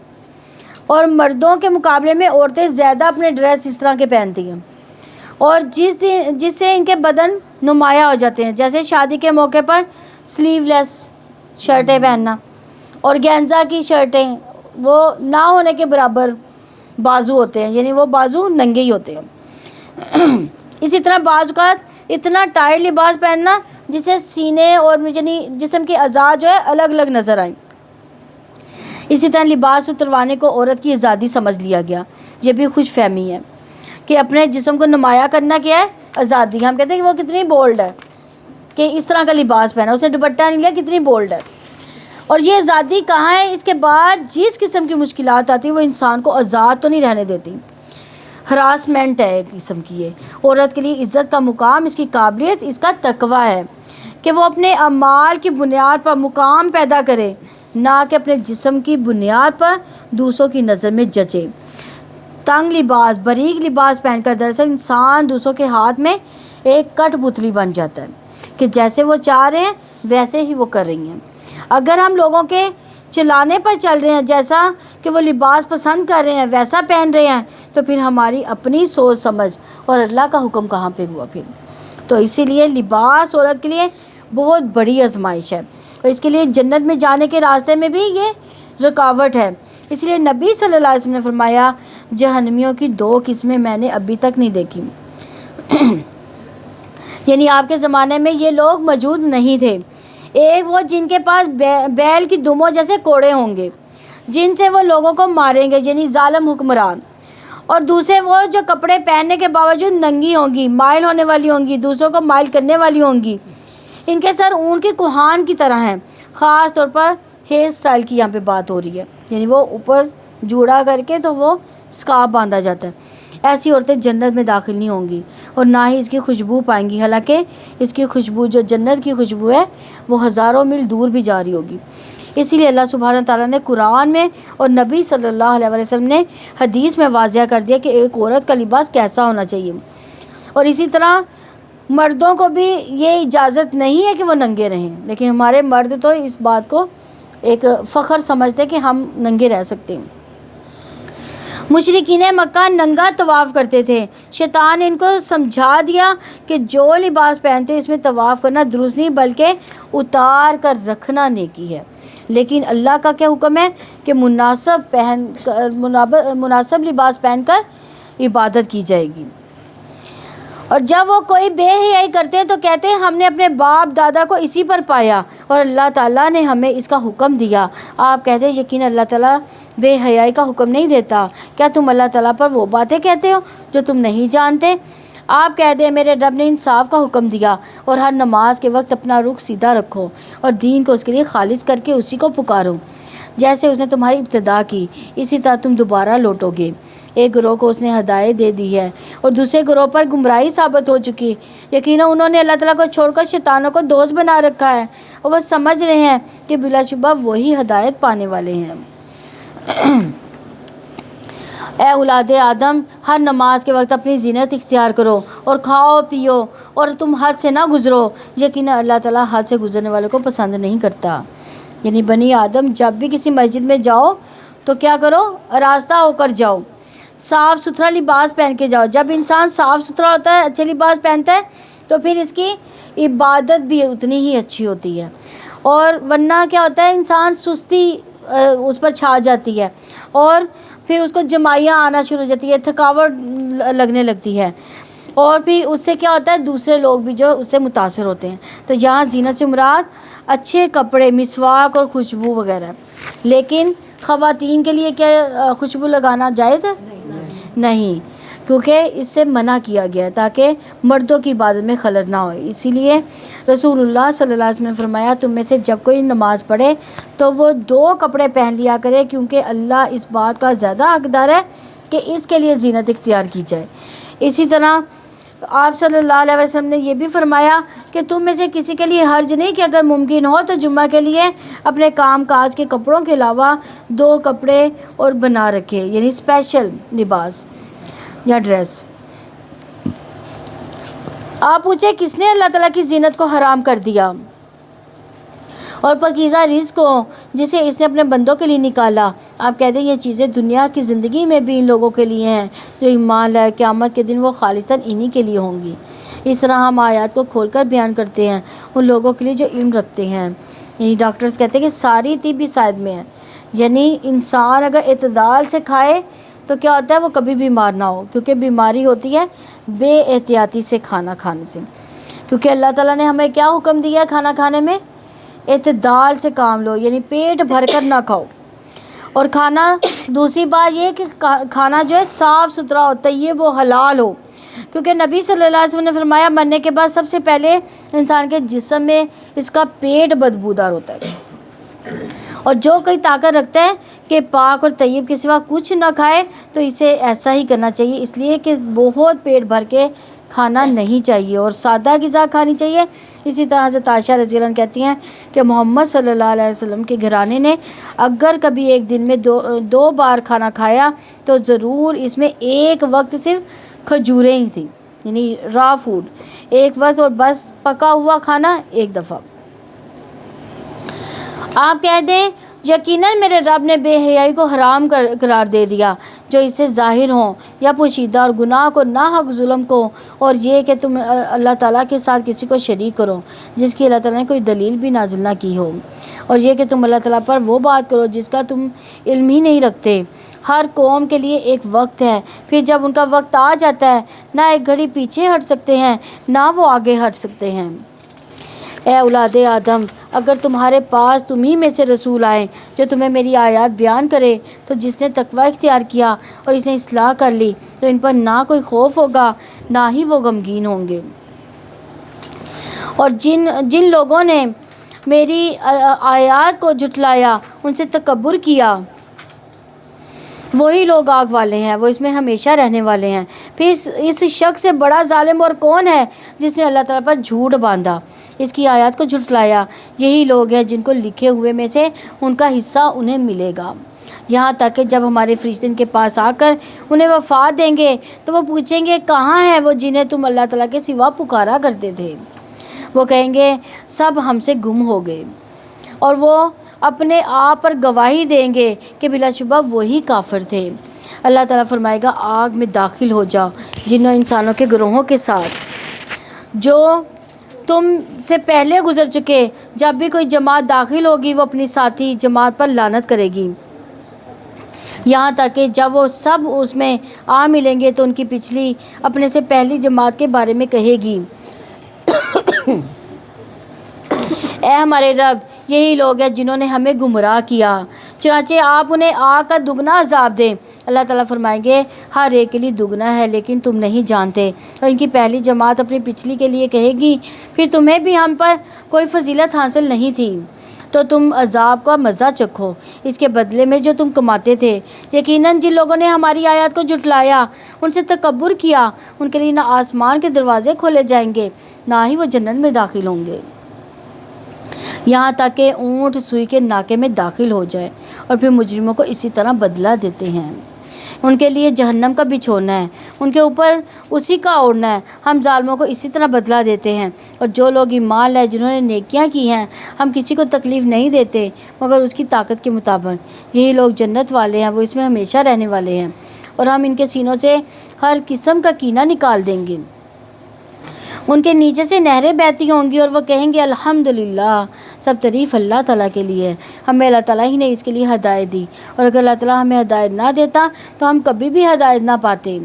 بلا شبہ یقیناً ہمارے رب کے رسول یقیناً حق ہی لائے تھے، اور وہ پکارے جائیں گے، یہ جنت کے جس کے تم وارث بنائے گئے ہو، اس کا بدلہ ہے جو تم عمل کرتے تھے۔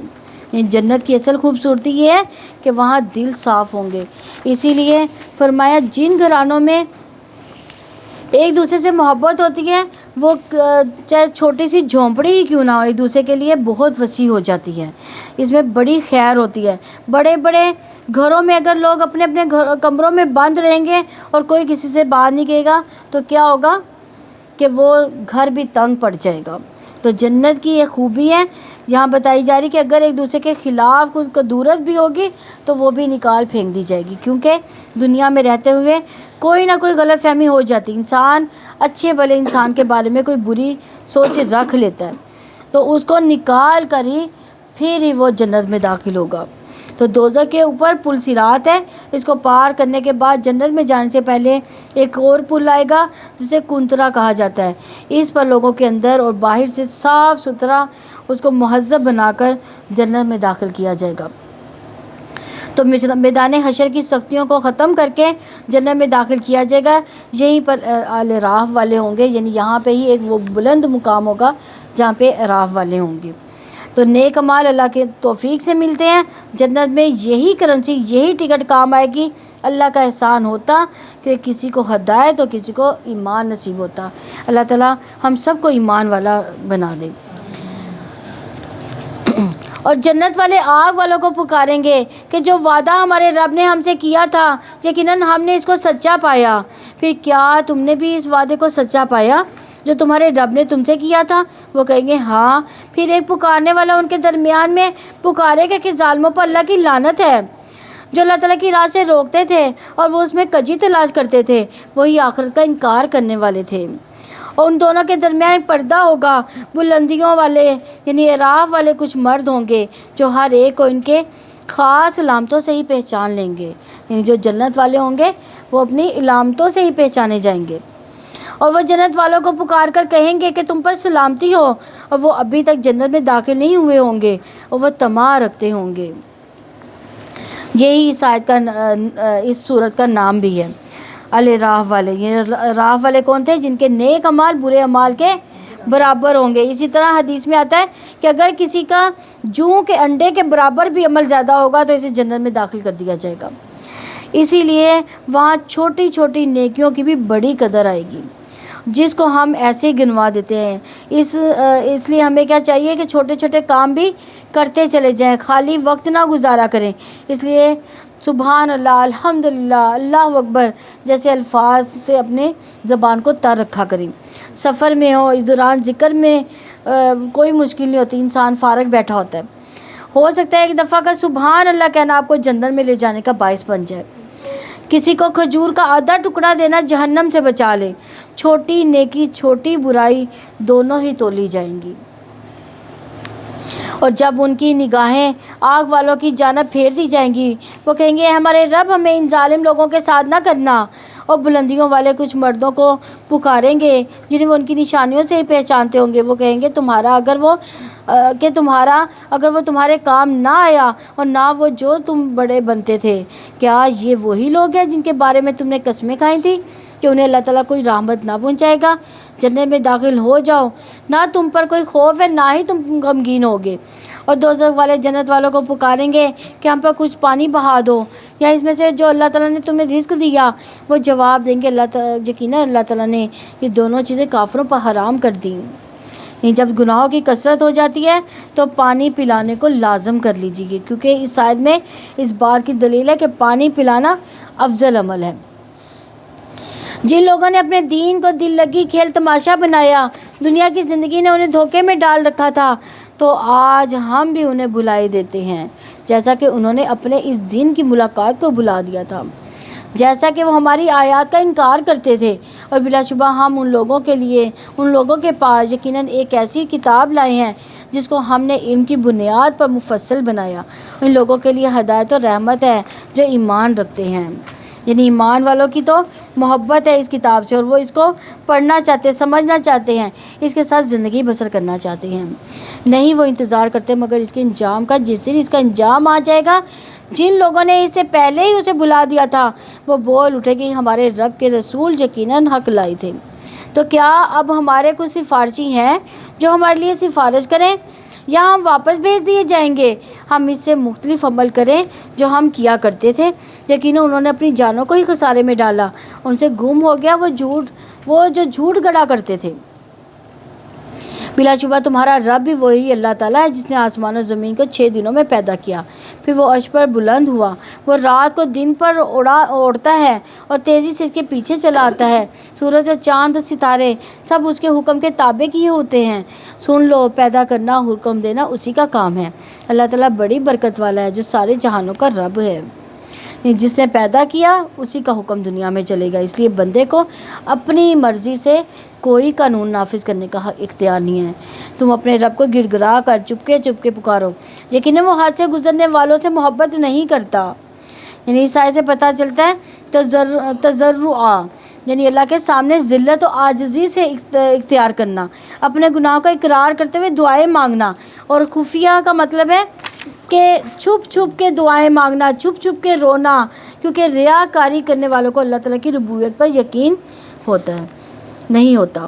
حسن بن ابی حسن کہتے ہیں ہم نے ایسے لوگوں کا زمانہ پایا جس میں زمین پر عمل کرنے والے جب اپنے عمل کو چھپانے کی قدرت رکھتے تھے تو وہ اپنے عمل کو کبھی ظاہر نہیں کرتے تھے۔ وہ دعاؤں میں بہت محنت کرتے لیکن کوئی ان کی آواز نہیں سنتا تھا۔ یہ ان کے اور ان کے رب کے درمیان سرگوشیاں ہوتی تھی، دل ہی دل میں چپکے چپکے پکارتے تھے، گڑ گڑاتے تھے، اور ان کی پکار کس کے لیے ہوتی تھی؟ اللہ رب العالمین کے لیے ہوتی تھی۔ کیا ہم نے کبھی دل میں اللہ کو کبھی پکارا؟ اللہ تعالیٰ سے باتیں کیا کرے، اللہ تعالیٰ سے دعائیں کیا کرے، اور زمین میں اس کی اصلاح کے بعد فساد نہ کرو، خوف کے ساتھ اور طمع کے ساتھ اسی کو پکارو، یقیناً اللہ تعالیٰ کی رحمت نیکی کرنے والوں کے قریب ہے، کیونکہ ایمان، تقوی، احسان کی وجہ سے رحمتیں اور برکتیں حاصل ہوتی ہیں، اور وہی جو ہواؤں کو اپنی رحمت سے آگے آگے خوشخبری بنا کر بھیجتا ہے، حتیٰ کہ جب وہ بھاری بادل اٹھا لیتی ہیں ہم اسے کسی مردہ زمین کی طرف پھینک دیتے ہیں، پھر ہم اس سے پانی اتارتے ہیں، پھر سے ہر قسم کے کچھ پھل نکالتے ہیں، اسی طرح ہم مردوں کو نکالیں گے تاکہ وہ نصیحت قبول کریں، اور پاکیزہ شہر کی پیداوار اس کے رب کے حکم سے نکلتی ہے، اور جو خراب ہے اس سے ناقص پیداوار نکلتی ہے۔ اسی طرح دلائل کو ہم بار بار بیان کرتے ہیں ان لوگوں کے لیے جو شکر ادا کرتے ہیں۔ یہ زمین سے مراد انسان ہے، ایسے انسانوں سے بہت سی خیر پھوٹتی ہے، جن انسانوں میں شر ہوتا ہے وہ چھوٹی سی بھی خیر کرتے ہیں، اس میں شر ہی چھپا رہتا ہے۔ بلا شبہ یقیناً ہم نے نوح کو اس کی قوم کی طرف بھیجا تو اس نے کہا ہے، اے میری قوم، اللہ تعالیٰ کی عبادت کرو، اس کے سوا تمہارا کوئی معبود نہیں، لیکن میں تم پر ایک بڑے دن کے عذاب سے ڈرتا ہوں۔ اس کی قوم میں سے سرداروں نے جواب دیا، بلا شبہ ہم آپ کو یقیناً کھلی گمراہی میں دیکھتے ہیں۔ نوح نے کہا ہے، میری قوم، مجھ میں کوئی گمراہی نہیں بلکہ جہانوں کے رب کی طرف سے رسول ہوں، میں تمہیں اپنے رب کے پیغامات پہنچاتا ہوں اور میں تمہارے لیے خیر خواہی کرتا ہوں، میں اللہ تعالیٰ کی طرف سے وہ کچھ جانتا ہوں جو تم نہیں جانتے۔ یعنی دو صفات یہاں دائی کے اندر ہونی چاہیے، اگر وہ ان سے اپنے آپ کو راستہ کر لے تو اس کے کام میں قبولیت اور برکت حاصل ہو جاتی ہے، یعنی سچی خیر خواہی اور علم۔ اور کیا تم اس بات پر تعجب کرتے ہو کہ تمہارے پاس تمہارے رب کی طرف سے ایک نصیحت تمہیں سے ایک آدمی پر آئی ہے، وہ تمہیں خبردار کر دے تاکہ تم بچ جاؤ اور تاکہ تم پر رحم کیا جائے؟ پھر انہوں نے اسے جھٹلا دیا تو ہم نے اس کو ایک کشتی میں نجات دی اور ان لوگوں کو جو اس کے ساتھ تھے، اور جنہوں نے ہماری آیات کو جھٹلایا ان کو ہم نے ڈبو دیا، لیکن وہ اندھے لوگ تھے۔ اور عاد کی طرف ان کے بھائی ہود کو بھیجا، اس نے کہا، اے میری قوم، اللہ تعالیٰ کی عبادت کرو، اس کے سوا تمہارا کوئی معبود نہیں، تو کیا تم نہیں ڈرتے؟ اس کی قوم میں سے ان سرداروں نے کہا جنہوں نے کفر کیا، بلا شبہ ہم تجھے یقیناً بے عقلی میں مبتلا دیکھتے ہیں، اور بلا شبہ ہم تجھے یقیناً جھوٹوں میں سے خیال کرتے ہیں۔ ہود نے جواب دیا، ہے میری قوم، مجھ میں کوئی بے عقلی نہیں ہے بلکہ میں تو جہانوں کے رب کی طرف سے رسول ہوں، میں تمہیں اپنے رب کے پیغامات پہنچاتا ہوں اور میں تمہارے لیے امانت دار خیر خواہ ہوں۔ اور کیا تمہیں اس بات پر تعجب ہے کہ تمہارے پاس تمہارے رب کی طرف سے نصیحت تمہیں میں سے ایک شخص پر آ گئی تاکہ وہ تمہیں خبردار کرے؟ اور یاد کرو جب اس نے قوم نوح کے بعد تمہیں جانشین بنایا، اس نے تمہیں قد و قامت میں زیادہ پھیلایا، تو تم اللہ تعالیٰ کی نعمتوں کو یاد کرو تاکہ تم کامیاب ہو جاؤ۔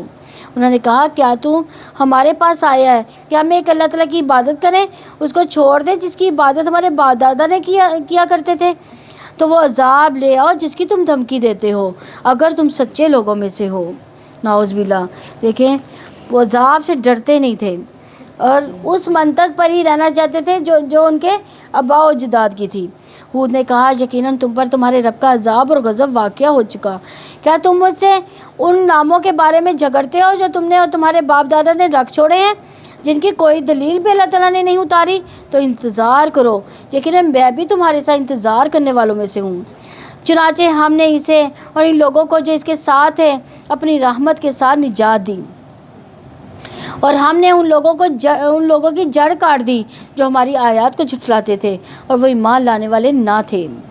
اور سمود کی طرف اس کے بھائی صالح کو بھیجا، اس نے کہا، اے میری قوم، اللہ تعالیٰ کی عبادت کرو، اس کے سوا تمہارا کوئی معبود نہیں، یقیناً تمہارے پاس تمہارے رب کی واضح دلیل آ چکی، یہ اللہ تعالیٰ کی اونٹنی تمہارے لیے نشانی ہے، چنانچہ اس کو چھوڑے رکھنا کہ اللہ تعالیٰ کی زمین میں کھاتی رہے، اس کو بری نیت سے ہاتھ نہ لگانا ورنہ تمہیں ایک دردناک عذاب پکڑ لے گا۔ اور یاد کرو جب اللہ تعالیٰ نے تمہیں عاد کے بعد جانشین بنایا اور تمہیں زمین میں ٹھکانہ دیا، تم اس کے میدانوں میں محلات بناتے ہو اور پہاڑوں کو تراش کر گھر بناتے ہو، چنانچہ اللہ تعالیٰ کے احسانات کو یاد کرو اور زمین میں فساد کرتے ہوئے دنگا نہ مچاؤ۔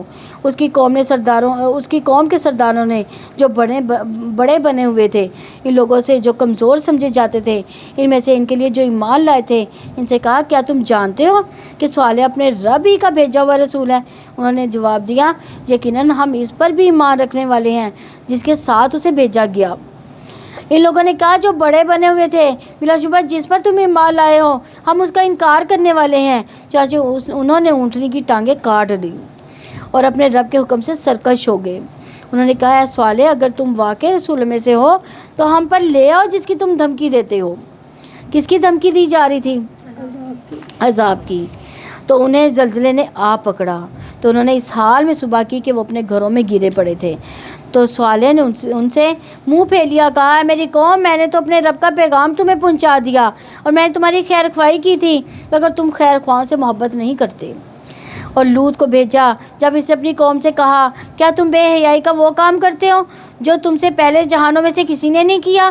بلا شبہ تم عورتوں کو چھوڑ کر یقیناً مردوں کے پاس شہوت سے آتے ہو بلکہ تم حد سے گزرنے والے ہو۔ اور اس کی قوم کا اس کے سوا کوئی جواب نہ تھا کہ انہوں نے کہا کہ انہیں اپنی بستی سے نکال دو، یقیناً وہ لوگ بڑے باغباز بنتے ہیں۔ یعنی بری قوموں کا یہی حال ہوتا ہے کہ وہ نئے کام کرنے والوں کو برا سمجھتے ہیں اور جن گناہوں کی گندگی میں مبتلا ہوتے ہیں ان پر فخر کرتے ہیں۔ پھر ہم نے اسے اور اس کے گھر والوں کو نجات دی، اس کی بیوی کے سوا جو پیچھے رہ جانے والوں میں سے تھے، اور ہم نے ان پر پتھروں کی سخت بارش برسائی۔ پھر آپ دیکھیں ان مجرموں کا کیسا انجام ہوا۔ اور مدین کی طرف ان کے بھائی شعیب کو بھیجا، اس نے کہا ہے میری قوم اللہ تعالیٰ کی عبادت کو اس کے سوا تمہارا کوئی معبود نہیں۔ دیکھیں جتنے بھی نبی آ رہے ہیں سب کیا درس دے رہے ہیں؟ ایک اللہ تعالیٰ کی عبادت کرو، اس کے ساتھ کسی کو شریک نہ ٹھہراؤ۔ اے میری قوم اللہ تعالیٰ کی عبادت کرو، اس کے سوا کوئی تمہارا معبود نہیں، یقیناً تمہارے پاس تمہارے رب کی طرف سے واضح دلیل آ گئی، چانچہ ناپ اور تول پورا کرو، لوگوں کو ان کی چیزیں کم کر کے نہ دو اور زمین میں اس کی اصلاح کے بعد فساد نہ کرو، تمہارے لیے یہی بہتر ہے اگر تم مومن ہو۔ اور ہر راستے پر نہ بیٹھ جاؤ کہ تم دھمکاتے رہو، اللہ تعالیٰ کی راہ سے اس کو روکتے رہو جو اس پر ایمان لائے اور تم اس میں کجی تلاش کرتے ہو۔ اور یاد کرو جب تم تھوڑے تھے سو اس نے تمہیں زیادہ کر دیا اور دیکھو فساد کرنے والوں کا کیسا انجام ہوا۔ اور اگر تم میں سے ایک گروہ اس پر ایمان لایا جس کے ساتھ مجھے بھیجا گیا اور دوسرا گروہ ایمان نہیں لایا تو تم صبر کرو یہاں تک کہ اللہ تعالیٰ ہمارے درمیان فیصلہ کر دے، اور وہ سب فیصلہ کرنے والوں میں سے بہترین ہے۔ اللہ تعالیٰ ہمیں اس پارے کی سمجھ بوجھ عطا فرمائے، اس پر عمل کرنے والا بنا دے اور ہمیں قرآن پڑھنے اور پڑھانے والا بنا دے، اس پر غور و فکر کرنے والا بنا دے، ہمیں نمازیں پڑھنی آسان فرما دے، اور ہمارے جو بھی تکلیفیں ہیں اللہ تعالیٰ ہم سب کی تکلیفیں دور فرما دے۔ جو بیمار ہے اللہ تعالیٰ ان کی بیماریوں میں ان کو صحت عطا فرما دے، اور جو گھروں میں کچھ پریشانی ہے اللہ تعالیٰ ان کی پریشانیاں دور فرما دے۔ جتنے بھی یہاں موجود ہیں جن کی جو دعا ہے اللہ تعالیٰ سب کی دلی مراد پوری کر دے۔ وآخر دعوانا ان الحمد للہ رب العالمین۔